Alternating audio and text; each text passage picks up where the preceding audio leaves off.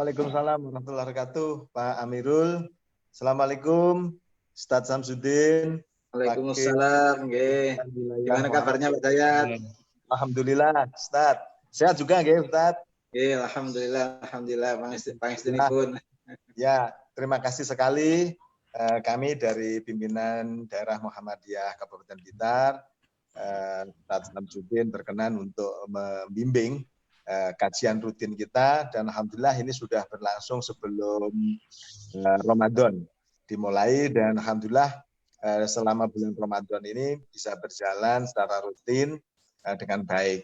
Untuk itu sekali lagi kami atas nama pimpinan dan seluruh jajaran warga Perserikatan terima kasih sekali sudah berkenan untuk membimbing kajian kita ya pada sore hari ini.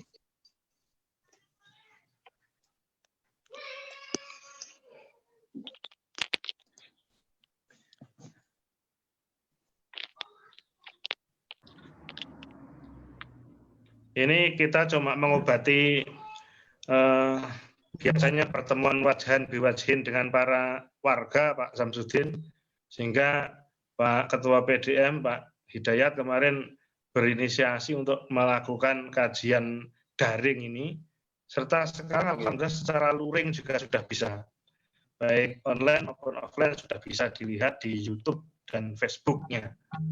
Dengan prinsip seperti yang dengan sampaikan dulu, mala yutroku kuluhu la yutroku kuluh. Nah,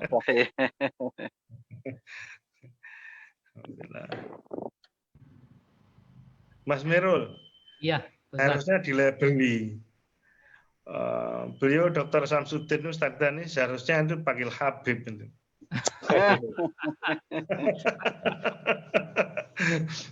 Ini enggak ada loh, Muhammadiyah belum punya Habib, cuma Pak Habib Hirzin saja. Padahal banyak ternyata. Iya.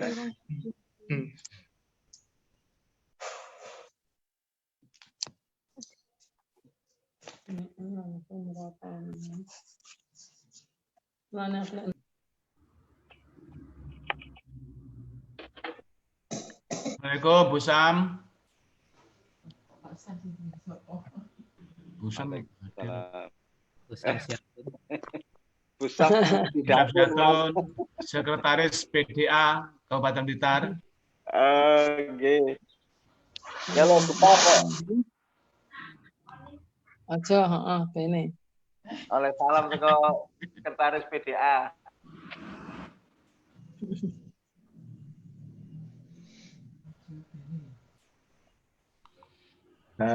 Insya Allah dua lagi sebagai batas minimal untuk kita akan nanti mulai kajian ini minimal 15 dan biasanya di akhir itu yang online Zoom ini bisa sampai 30. Mudah-mudahan termasuk biasanya ada di Facebook dan yang lain-lain jumlahnya lumayan cukup bisa mewakili daripada kajian di pimpinan daerah Muhammadiyah Kabupaten Blitar. Pak Amirul, sudah berapa partisipan kita? Sudah 21. 21. Dengan hormat kepada para partisipan yang belum mendapatkan kesempatan untuk bertanya atau menjawab pertanyaan baik dari moderator maupun dari narasumber, dimohon dengan hormat untuk mute atau mematikan mikrofonnya masing-masing. Sekali lagi, dimohon dengan hormat kepada para partisipan yang belum ada jadwal untuk bertanya, dimohon untuk mute atau mematikan mikrofonnya masing-masing. Terima kasih. Kalau dimatikan dari bisa.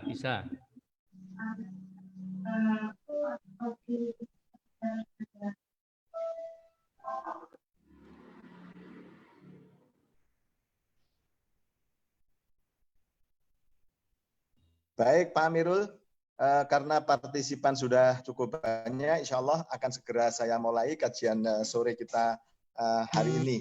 Bismillahirrahmanirrahim. Assalamualaikum warahmatullahi wabarakatuh. Waalaikumsalam warahmatullahi wabarakatuh. Bismillah, alhamdulillah, wa syukurillah, la haula wa la quwata illa billah, amma ba'du.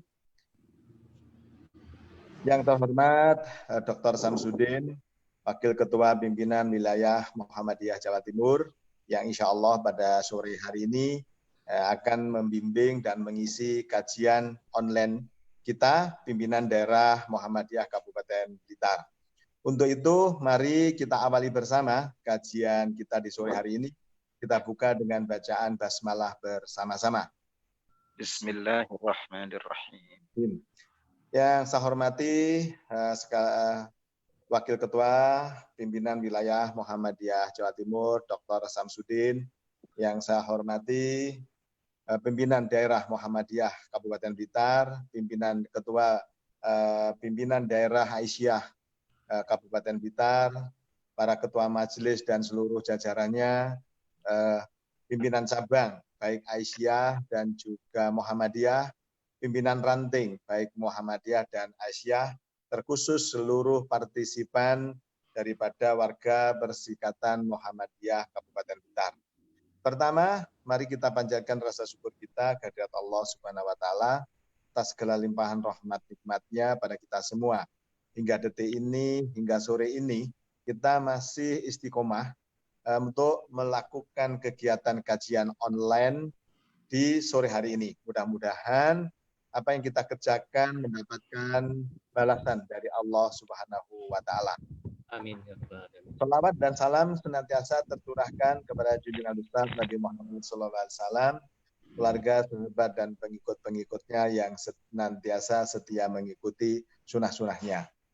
Hadirin sekalian yang dirahmati Allah, sebelum kajian ini saya serahkan ke pemateri, ada baiknya Ustadz Arifuddin sebagai koordinator Majelis Tablek dan Majelis Tarjih untuk bisa memberikan sedikit sambutan pada sore hari ini. Waktu dan tempat saya persilahkan. Baik, terima kasih Pak Ketua. Assalamualaikum warahmatullahi wabarakatuh. Waalaikumsalam warahmatullahi wabarakatuh. Kepada yang kami cintai, kami sayangi, kami hormati Bapak Dr. Samsudin, selaku Wakil Ketua Pimpinan Wilayah Muhammadiyah Jawa Timur, yang saat ini bersama-sama secara wajhan biwajhin melakukan liqah dengan kita di kanal Zoom ini. Ahlan wa sahlan bi kudumikum di kanal Zoom PDM Kabupaten Blitar. Semoga ini mengobati kerinduan warga Perserikatan, yang mana warga Perserikatan saat ini yang tidak tergabung dalam kajian Zoom ini, Pak Dokter, mereka bisa melihat langsung dengan online Facebook, live streaming Facebook sama YouTube. Dan nanti juga setelahnya kita rekod ini dan nanti bisa dilihat ulang kajian kita ini di YouTube maupun di Facebook. Alhamdulillah, dalam suasana pandemi COVID-19 ini yang sebetulnya sudah kita agendakan, panjenengan juga kita undang dalam kajian rutin PDM Kabupaten Blitar. Kita lakukan tiap 2 Ahad sekali, tapi karena kondisi seperti ini akhirnya semoga dengan kajian Zoom ini cukup mewakili apa itu kerinduan kita, silaturahim antara warga Perserikatan Muhammadiyah, khususnya seluruh Kabupaten Blitar dengan para pimpinan wilayah. Dan pada kesempatan kali ini panjenengan bisa hadir di tengah-tengah kami. Dan walaupun tidak yakdoh dengan kita bertemu muka langsung, tapi insya Allah ini juga wajahan biwajihin. Ala kuliyal. Seperti yang saya aturkan kepada panjenengan tadi, mala yunalu ayutrok la yutroku kuluhu la yutroku kuluh. Jadi semoga ini menjadi obat kerinduan kami. Tanpa memperpanjang waktu, kami harapkan tausiah panjenengan untuk kita bersama. Monggo silahkan Pak Dokter. Assalamualaikum warahmatullahi wabarakatuh. Waalaikumsalam warahmatullahi wabarakatuh. Assalamualaikum warahmatullahi wabarakatuh. Sudin menyisakan waktu barang 10 menit untuk ada sesi tanya jawab. Untuk itu waktu dan tempat saya persilahkan. Oke. Bismillahirrahmanirrahim. Alhamdulillahi rabbil alamin. Wassalatu wassalamu ala asyrafil anbiya'i wal mursalin nabiyyina Muhammadin wa ala alihi wa ashabihi ajma'in. Yang kami hormati Ketua PDM Kap Blitar, Pak Haji Hidayatullah beserta jajarannya, serta hadirin wal hadirat, para pemirsa yang tergabung di dalam kajian daring PDM Kap Blitar, rahimakumullah. Alhamdulillah, kita panjatkan rasa tasyakur kita kehadirat Allah atas segala nikmat yang telah dilimpahkan kepada kita semua. Sore hari yang berbahagia ini, Allah masih berkenan memberikan kesadaran, memberikan kekuatan dalam suasana yang amat memprihatinkan di tengah-tengah pandemi COVID-19. Hadirin, berdasarkan informasi Al-Quran, puasa itu tidak saja kewajiban di dalam agama Islam, tetapi juga kewajiban jauh sebelum Islam. Sebagaimana firman Allah, kutiba alaikumusyamu kama kutiba alal ladzina min qablikum la'allakum tattaqun. Agama-agama dalam faktanya, apakah agama itu berlatar belakang samawi seperti agama Yahudi dan agama Nasrani, ataupun berlatar belakang tabi'i seperti Hinduisme dan Buddhisme, semuanya memiliki satu bentuk peribadatan yang bisa saja disebut puasa, ya, walaupun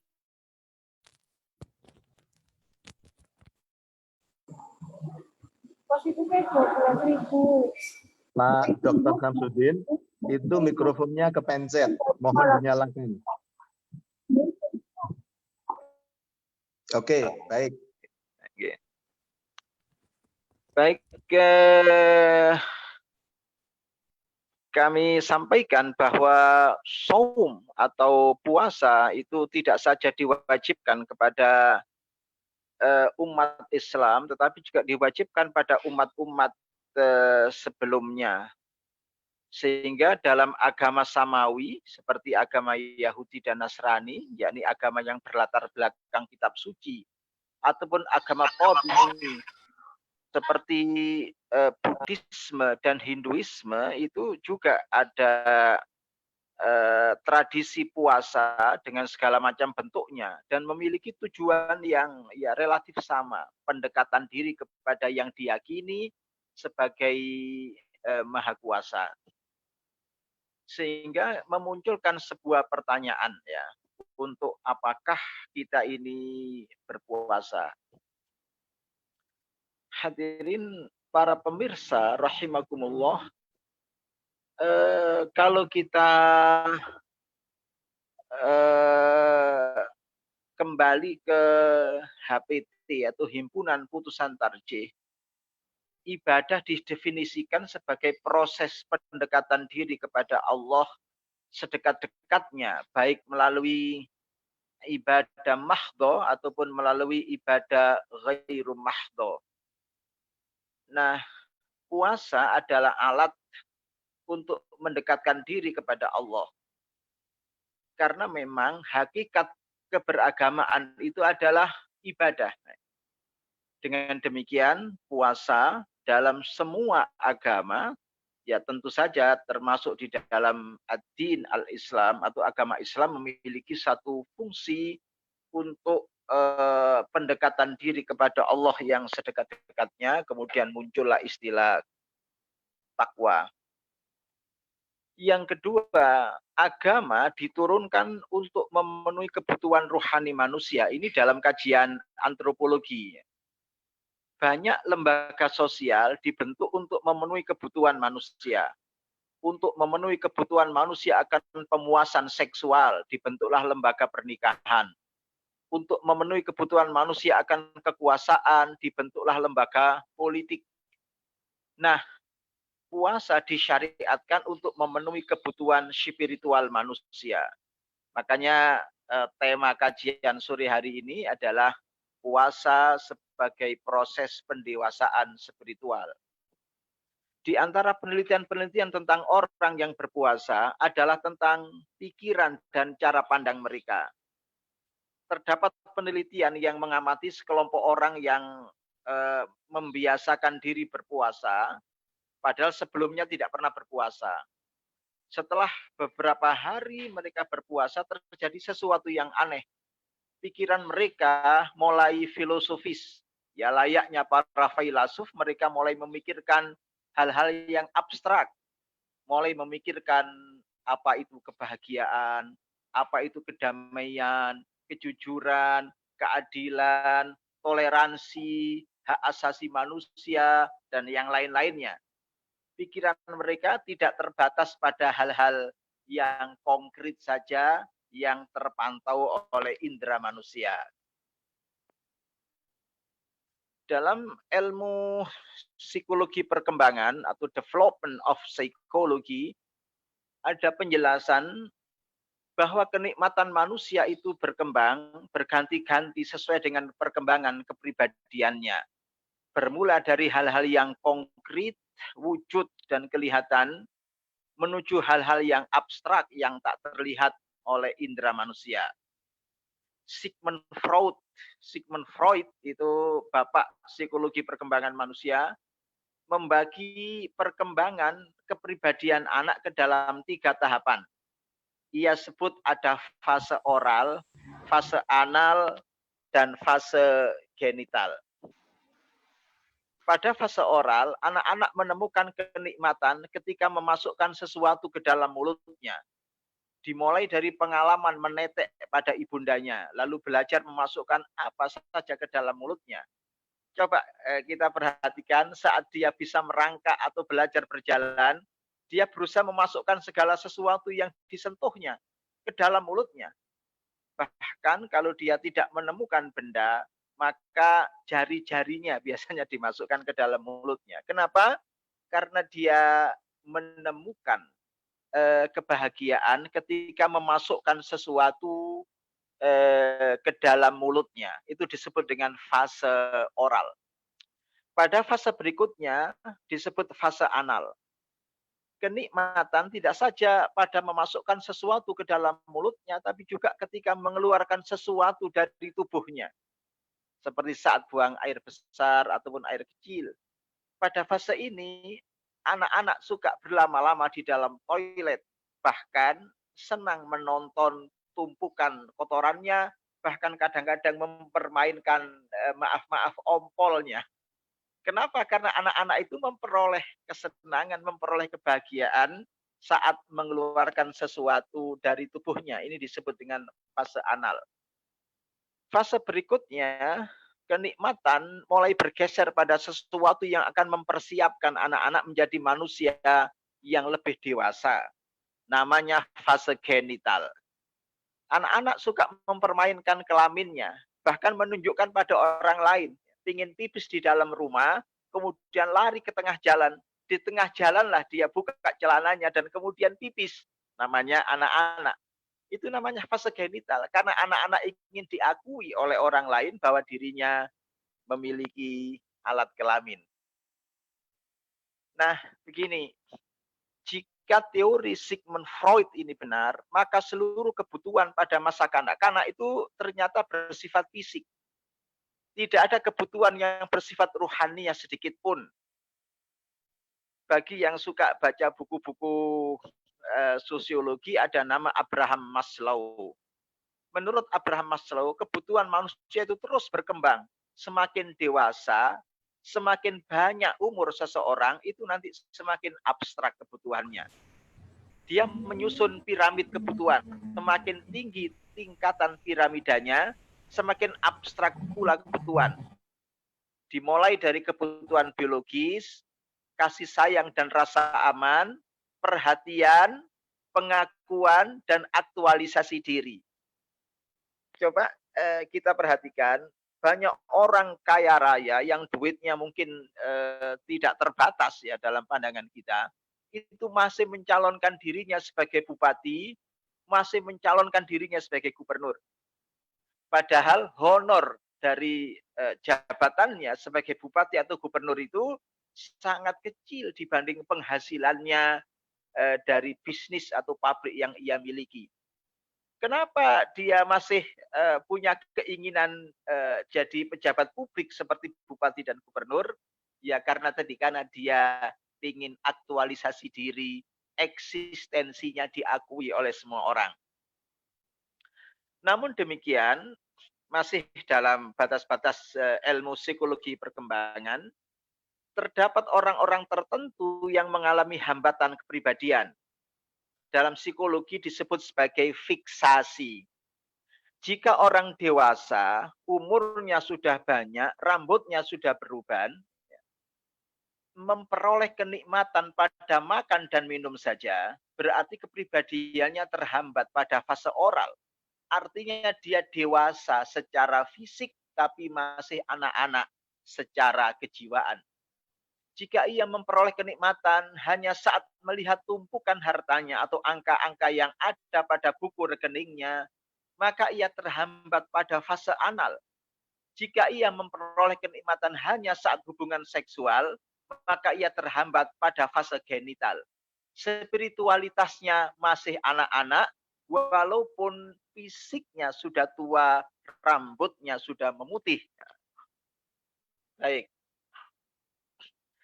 Menurut Sigmund Freud, orang modern adalah orang yang sakit jiwa. Rata-rata orang modern ini dalam pandangan Freud adalah orang yang sakit jiwa. Manusia yang terhambat perkembangan kepribadiannya atau mengalami fiksasi. Mereka tidak pernah beranjak dewasa. Kerjanya hanya makan minum, menumpuk harta kekayaan, pemenuhan seks. Lembaga-lembaga modern dibentuk untuk memenuhi kebutuhan itu. Makanya bisnis paling menjanjikan pada abad modern adalah bisnis makanan, minuman, miras, narkoba, dan prostitusi. Beberapa waktu yang lalu kita dikejutkan ya oleh sebuah berita baik di media online ataupun media cetak. Orang rela membayar 80 juta rupiah untuk satu kali kencan dengan gadis muda yang memang mau dibayar untuk dikencani. Itu menunjukkan betapa bahwa manusia modern itu adalah manusia yang sakit jiwa. Manusia yang kepribadiannya terhambat sehingga tidak pernah beranjak dewasa. Kerjanya hanya makan minum, menumpuk kekayaan, dan seks. Baik. Dari uraian di atas kita bisa menyimpulkan bahwa semakin dewasa seseorang, semakin abstrak kebutuhannya. Orang yang sangat dewasa adalah mereka yang selalu berusaha memenuhi kebutuhan-kebutuhan rohaniyahnya, bukan kebutuhan-kebutuhan jasmaniahnya. Hadirin para pemirsa rahimakumullah, bulan Ramadan adalah bulan latihan pendewasaan spiritual dengan cara meninggalkan kenikmatan konkret khas anak-anak. Makan, minum, kemudian tadi oral, anal, dan genital menuju kenikmatan abstrak khas manusia dewasa dalam tanda kutip ya. Coba kita hayati ya, dalam keadaan lapar, kecenderungan orang itu pasti marah dan mudah tersinggung. Kenapa? Karena lapar atau kehausan itu adalah bagian dari sakit. Dan seseorang kalau sakit itu pasti mudah marah dan mudah tersinggung. Coba kalau jenengan semua sakit gigi, ada anak pukul-pukul kayu atau pukul-pukul sesuatu, kita rasanya pengen marah. Kenapa ya? Karena kita sakit gigi. Padahal kalau kita tidak sakit gigi, tentu kita tidak marah.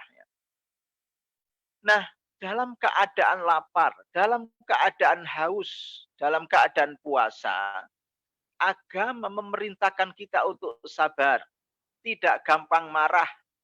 Agama memerintahkan kita untuk pemaaf, tidak mudah tersinggung. Jika kita merasa bahagia dan memperoleh kenikmatan saat mampu mengendalikan hawa nafsu, tidak marah ketika harus marah, tidak ingin balas dendam ketika punya kesempatan untuk balas dendam, memaafkan ketika orang menyakiti hatinya, maka kita adalah manusia yang dewasa secara spiritual. Dan itu dilatih dengan puasa. Kalau saat lapar, saat haus kita mampu mengendalikan emosi kita, tentu saat kita tidak lapar dan tidak haus, lebih mampu melakukannya. Dalam keadaan lapar, orang pasti berpikir tentang keselamatan dirinya. Namun kita diperintahkan untuk memikirkan orang lain dengan banyak infak dan sedekah. Terutama saat pandemi COVID-19, di mana banyak orang kehilangan pekerjaan dan banyak orang yang terbatas persiapan logistiknya. Jika kita merasa bahagia dan memperoleh kenikmatan saat memberi mereka yang lapar tadi, jika kita merasa bahagia dan memperoleh kenikmatan saat membantu pengobatan mereka yang sakit, saat memberi pekerjaan mereka yang pengangguran, saat bisa menyukseskan mereka yang gagal, membahagiakan mereka yang susah, maka kita adalah manusia yang dewasa secara spiritual. Coba perhatikan nas agama, firman Allah di dalam Quran surat Ali Imran 133 sampai 135. Wasari'u ratim min rabbikum wa jannatin arduhas samawati wal ardu uiddat lil muttaqin alladzina yunfikuna fis sarra'i wad dharra'i wal kadhiminal ghaidha wal 'afina 'anil nas wallahu yuhibbul muhsinin. والذين إذا فعلوا فاحشة أو ظلموا أنفسهم ذكروا الله فاستغفروا لذنوبهم ومن يغفر الذنوب إلا الله ولم يصروا على ما فعلوا وهم يعلمون. Saum Ramadan sebagaimana Al-Baqarah 183 endingnya adalah takwa kepada Allah. Dan pada ayat yang kita baca tadi, itu menjelaskan kriteria mereka yang disebut muttaqin. Pertama adalah yang senantiasa infakkan hartanya, baik dalam keadaan lapang atau dalam keadaan sempit. Yang kedua adalah orang yang mampu kendalikan emosinya. Yang ketiga adalah orang yang maaf atau memberi maaf pada sesama, pemaaf. Yang keempat adalah orang yang saat melakukan perbuatan keji atau pelanggaran susila atau melakukan kezaliman, perbuatan dosa secara umum, sontak ingat Allah, mohon ampun kepada Allah atas dosa-dosanya dan tidak terus-menerus terjebak di dalam kubangan kemaksiatan. Itulah orang-orang yang bertakwa kepada Allah. Makanya hadis-hadis tentang puasa itu semuanya membimbing manusia ke sana. Nabi Shallallahu Alaihi Wasallam pernah mengatakan asyamu junnatun fa idza kana yaumu shaumi ahadikum fala yarfuth wal yauma idzin wala yashab fa in sabbahu ahadun aw qatalahu falyakul inni mru'un shaimun. Nabi mengatakan puasa itu adalah perisai. Maka apabila salah seorang di antara kalian sedang berpuasa, tidak boleh rofas. Keluarkan omongan-omongan yang sifatnya kotor. Tidak boleh caci maki. Kalau ia dicaci maki orang atau ditantang untuk berkelahi, tidak usah dilayani.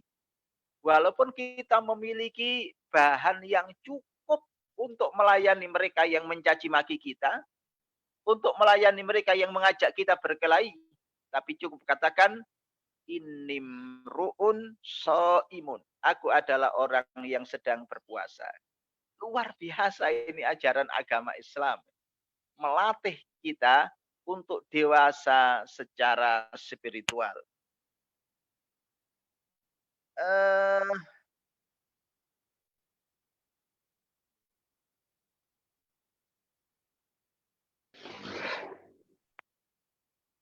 Demikian pula perintah Nabi Shallallahu Alaihi Wasallam mengatakan, ar-rahimuna, kata beliau, yarhamuhur rahman, irhamu ahlal ardi yarhamkum man fis sama.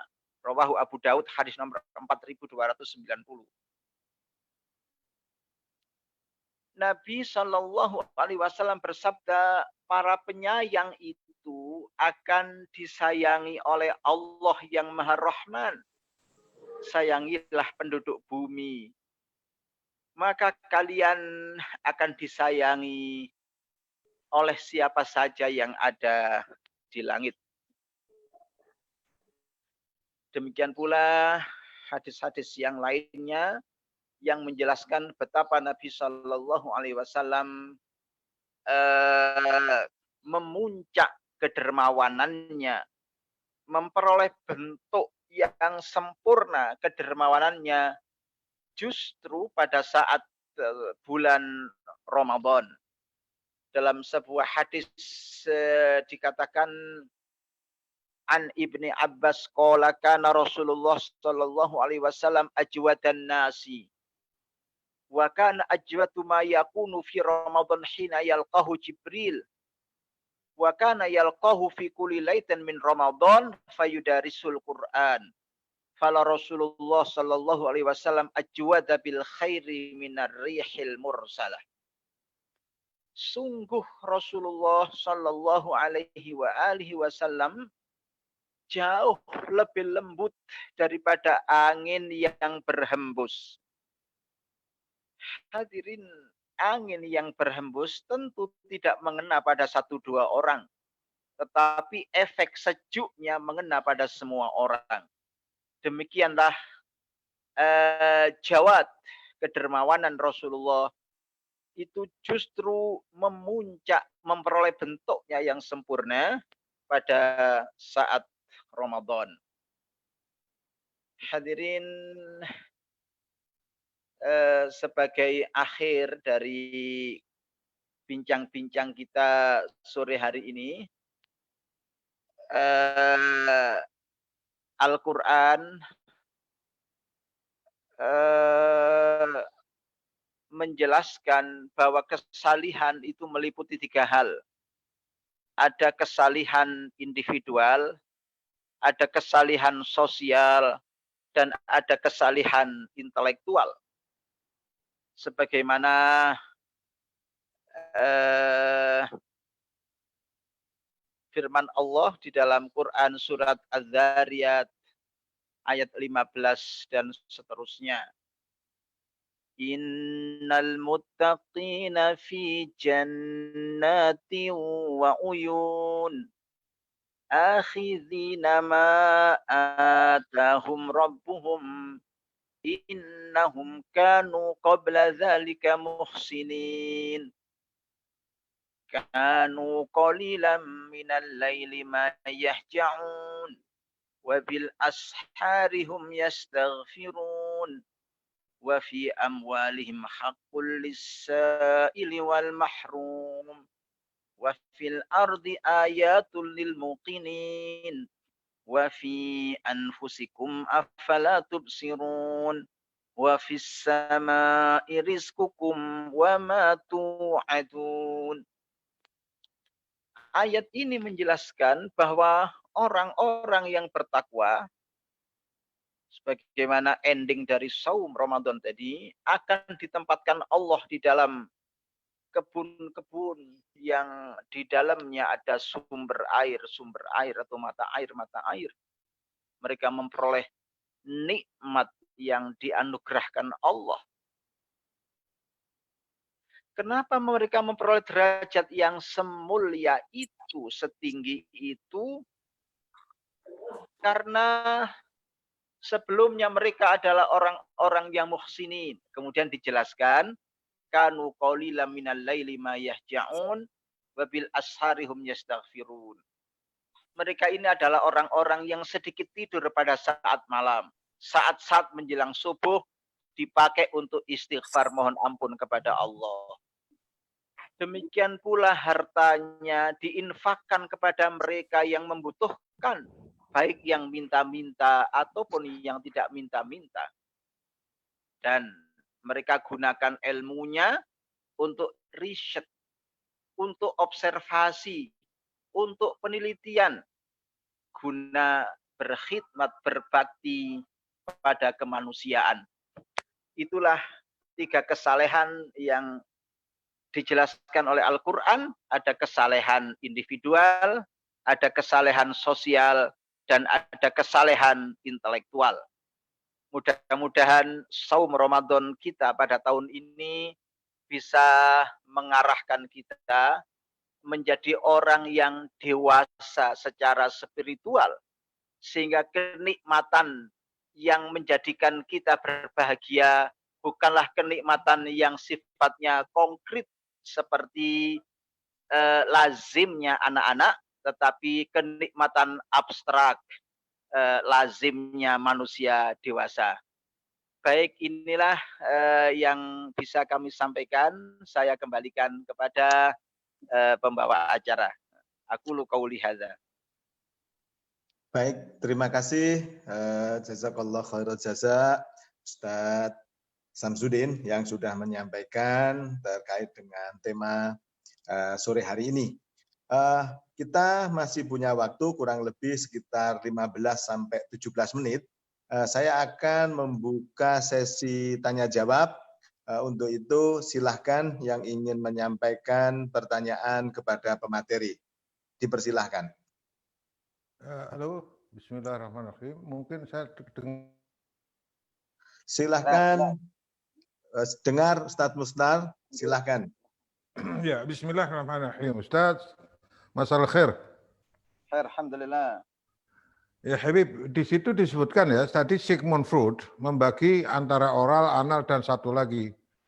Bagaimana pendidikan kita versi yang diajarkan Rasulullah SAW beserta para sahabatnya? Itu kan pembagian menurut Sigmund Freud antara oral, anal, dan satu lagi, lupa saya. Bagaimana dengan pembagian ini menurut syar'i, menurut Rasulullah SAW? Syukran, jazakallah.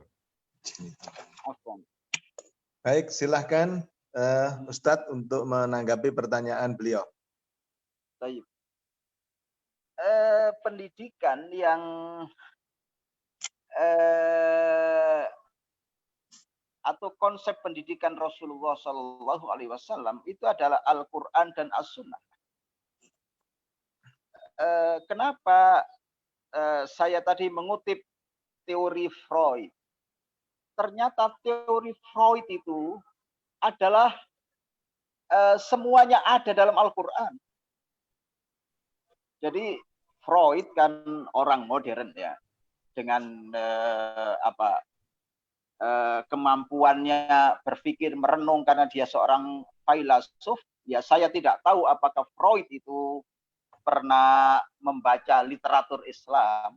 Tetapi teori-teorinya itu ternyata membuktikan kebenaran Al-Quran. Kan begini ya, kalau kita bicara tentang i'jazul Quran ini, sisi kemukjizatan Al-Quran.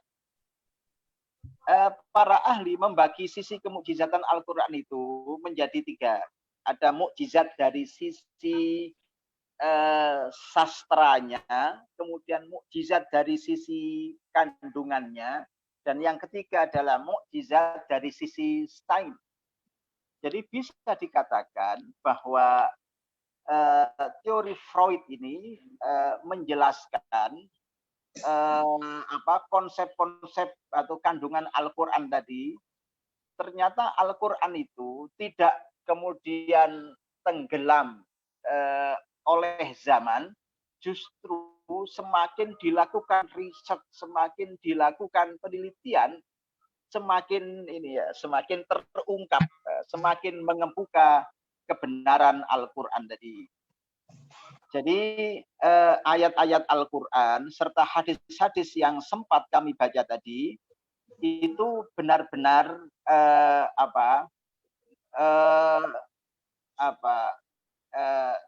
kompatibel ya, benar-benar ya sesuai lah dengan yang dijelaskan oleh Freud, padahal itu disampaikan oleh beliau Shallallahu Alaihi Wasallam 1400 tahun yang lalu. Baik. Ya, terima kasih. Baik, terima kasih Ustadz Pak Muhtar. Demikian. Untuk itu kami buka masih sesi tanya yang kedua. Saya persilahkan. Mohon izin Pak Dayat, Minan mau Silakan tanya. Pak Minan untuk bisa menyampaikan pertanyaan. Terima kasih kesempatannya menyambung yang disampaikan oleh Ustadz tadi, bahwasannya teori pendewasaan ini kita belajar berdasarkan dengan Sigmund Freud. Tapi kenyataannya di akhir hidupnya Sigmund Freud itu mengakhiri hidupnya dengan bunuh diri. Bagaimana pemahaman ini bisa teori-teori beliau tentang pendewasaan ini, namun di akhir hidupnya beliau insya Allah meninggalnya dengan bunuh diri. Artinya apakah teori ini memang hanya sekedar teori tapi tidak dipahami, dijalankan betul dengan Sigmund Freud? Mohon penjelasannya. Terima kasih. Silakan Ustadz. Baik, saya tidak yakin apakah Freud itu orang beragama ya. Tapi yang jelas dia adalah seorang filosof dari falsafah materialisme. Memang kebanyakan para filosof dari falsafah materialisme itu, bukan kebanyakan ya, banyak yang kemudian mengakhiri hidupnya dengan bunuh diri. Analisis agamanya karena mereka memang tidak pernah menemukan kebenaran mutlak yang diangan-angankan. Ya, karena kebenaran mutlak itu kan hanya ada pada agama, pada Allah. Makanya ketika ada sebuah kisah dalam buku pelajaran filsafat itu, dalam buku pelajaran filsafat eksistensialisme, yang itu adalah cabang dari filsafat materialisme, ada seorang raja yang katanya bertanya, ya, ingin dapat jawaban tentang asal-usul kehidupan serta kemana tujuan kehidupan itu. Katanya dia tafakur atau termenung ya di sebuah ruang yang ada di atas menara. Setiap malam dia lakukan seperti itu. Sampai satu saat katanya ada burung yang masuk dari jendela sebelah kiri, kemudian berputar-putar di atas lentera, jatuh, terbang lagi burung ini, kemudian keluar menuju kegelapan lewat jendela sebelah kanan. Kemudian raja itu bergumam, kelihatannya inilah jawaban dari pertanyaan saya yang sudah sangat lama. Seperti burung tadi yang datang dari kegelapan, kemudian putar-putar di sekeliling lampu, jatuh, terbang lagi, keluar menuju kegelapan lewat jendela sebelah kanan. Bahwa kita ini berasal dari tempat yang misterius, kemudian lahir, putar-putar di bawah matahari, mengalami masa bayi, balita, remaja, dewasa, menikah, tua, mati menuju tempat yang misterius. Apa artinya? Kesimpulannya itu ya tetap bukan jawaban karena tidak ada jawaban. Jawabannya apa? Misterius jawabannya. Padahal dalam wahyu ya Allah Subhanahu wa taala berfirman secara tegas misalnya ya salah satunya di dalam Quran surat Al-Mulk ayat 2 alladzi khalaqal mauta wal hayata liyabluwakum ayyukum ahsanu amala. Ini kan selesai. Dialah Allah yang telah ciptakan kematian dan kehidupan. Kehidupan datangnya dari Allah, kematian pergi menuju Allah, kemudian tujuan dari kehidupan menjalani prosesi ujian dari Allah karena Allah ingin tahu siapakah yang paling baik amalnya di antara hamba-hambanya. Jadi begitu Pak ya. Baik, terima kasih Ustadz. Saya buka sesi berikutnya untuk bisa menyampaikan pertanyaan.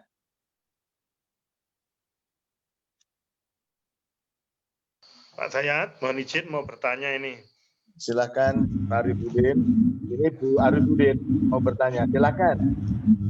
Terima kasih.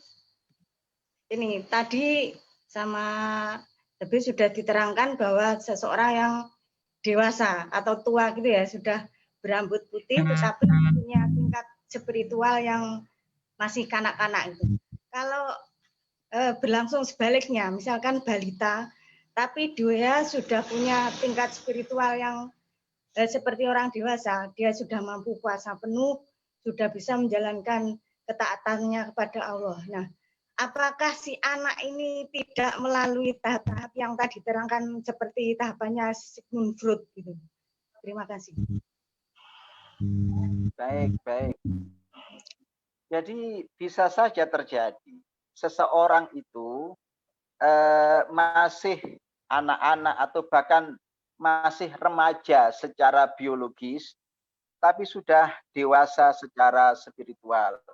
Karena sebagaimana kami jelaskan tadi, bahwa tolok ukur kedewasaan itu terletak pada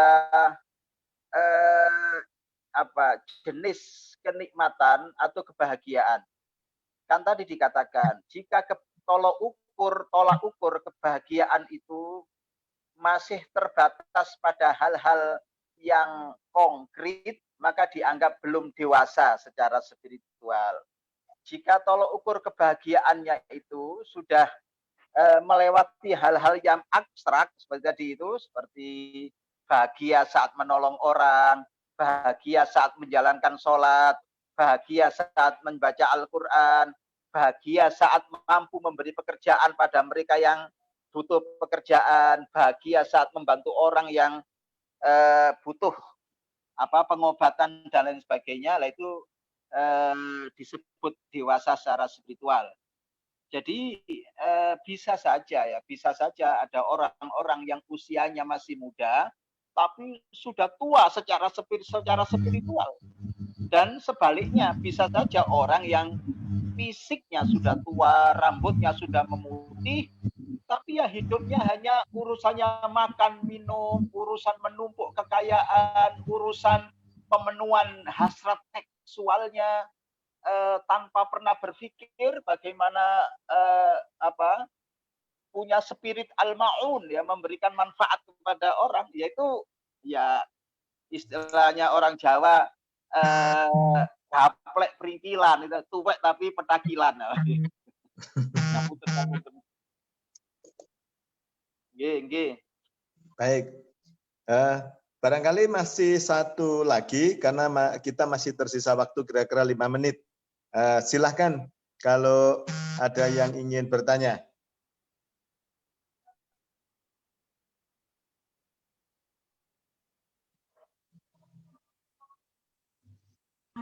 Kalau tidak ada, mohon izin saya Ustadz. Ya. Monggo Pak Hidayat Rahman. Siapa tadi dari partisipan? Oh Pak Jainal, Sekretaris PDM. Silakan Pak Jainal. Sudah tanya orang. Oh ya tanya rencana. Nah ini. Bu Jainal monggo silakan. Bu Jainal Bu Jana teru-teru Baribudin, baik, silakan. Assalamualaikum warahmatullahi wabarakatuh. Waalaikumsalam warahmatullahi wabarakatuh. Mohon maaf ini Pak. Pak Ustadz Samsudin, kebetulan siswa saya itu ada yang berkebutuhan khusus. Bagaimana ya supaya cara mendidiknya yang mana tidak melanggar dari segi-segi kejiwaannya itu sendiri. Karena mestinya siswa itu bukan sekolah di situ, cuma orang tuanya menginginkan betul untuk sekolah di Muhammadiyah. Jadi siswa saya yang kebutuhan khusus itu ada 4. Alhamdulillah ini hampir mau lulus. Tapi terus sering tiap tahun memperoleh siswa yang seperti itu. Mohon jawabannya, saya sangat butuh. Terima kasih Pak Samsudin. Terima kasih Pak Dayat. Assalamualaikum warahmatullahi wabarakatuh. Terima kasih juga. Ya, silakan Ustadz Samsudin. Oke.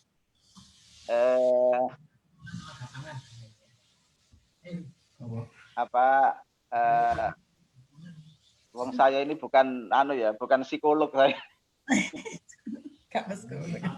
Jadi begini, kalau saya boleh urun rembuk untuk bicara. Siswa berkebutuhan khusus itu memang harus memperoleh penanganan khusus.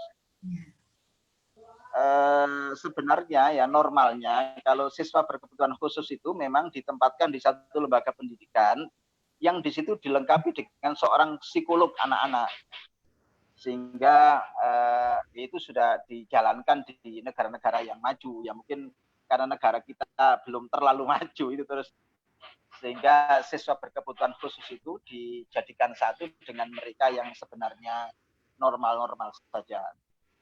Sehingga saya kira dalam hal ini guru itu harus banyak melakukan studi banding ya lewat studi literasi maksud saya. Saya kira cukup banyaklah panduan-panduan baik di YouTube ataupun dalam buku-buku bagaimana caranya menghadapi siswa berkebutuhan khusus, mengantarkan mereka untuk bisa sukses paling tidak seperti yang lain-lainnya. Secara umum begitu nggih Bu Zainal. Terima kasih. Sami-sami. Baik, terima kasih Bu Zainal, Ustadz Samsudin.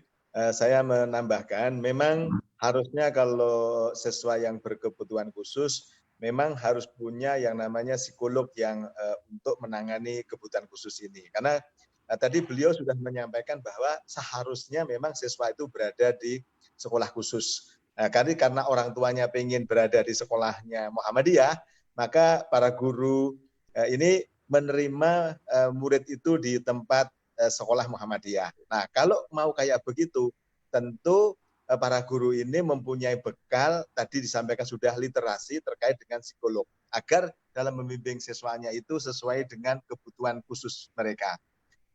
Bapak dan Ibu sekalian, seluruh partisipan dan seluruh warga Perserikatan Muhammadiyah Kabupaten Blitar, di penghujung Ustadz Samsudin, karena terbatasnya waktu juga dan insya Allah sebentar lagi sudah masuk adzan maghrib, insya Allah tinggal 2 menit.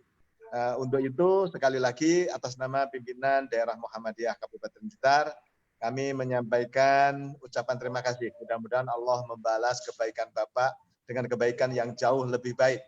Dan mudah-mudahan kita semua, seluruh peserta kajian online ini diberikan keistiqomahan untuk senantiasa mempelajari dan mengkaji tentang keislaman ini, agar kedewasaan spiritual kita semakin usia semakin baik, bukan tadi sebagaimana semakin tua semakin menjadi anak-anak. Mudah-mudahan bermanfaat dan berkah buat kita bersama. Mari kita akhiri kajian kita pada sore hari ini dengan bacaan hamdalah dan doa khawatirul majlis. Alhamdulillah.